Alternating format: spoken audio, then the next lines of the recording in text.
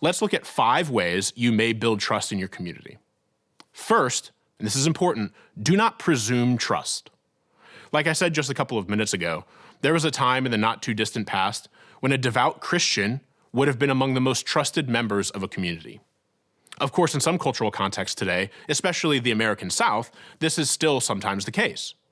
But throughout most of American culture, Christians, and especially Christian leaders, are looked down upon or at least viewed without as much inherent trust as they were as recently as a few decades ago. The reality is this: you can't change the big picture distrust of authority that pervades culture today. You can only really control you and your situation. You can do everything you can to prove yourself trustworthy among the people in your life. But I think you need to first not presume you have trust in your community. As I talk with Christians in various contexts around the country, one of the biggest pitfalls I see in this current crisis of authority context is that many Christians think they are as trusted today as they were a few decades ago, or at least think they should be trusted that much. Too many Christians, in my experience, are either unaware of the lack of trust that people have for them today, or they recognize it and stubbornly push back against this distrust, which often just results in more distrust. To be clear, I'm not advocating for some kind of paranoia, always wondering if people are out to get you. That would be unhealthy and unhelpful.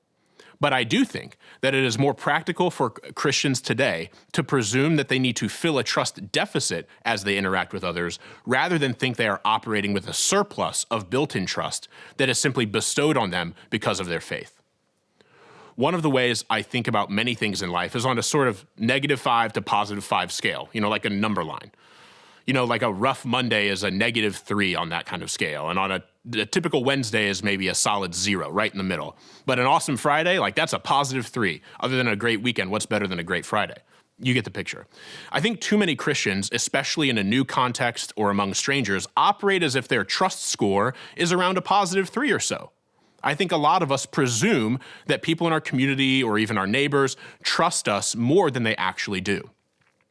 In fact, even if our trust score among people in our community hovers around a 0, meaning they don't distrust us or trust us more than anyone else, it could benefit us to operate as though our trust score is really in the negative a little bit.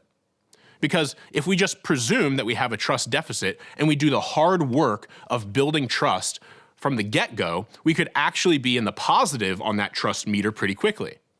I could talk about this for a long time because I think it's really important that we not presume that we're trusted as we try to mend division, but we really should move on to ways that we can actually build trust.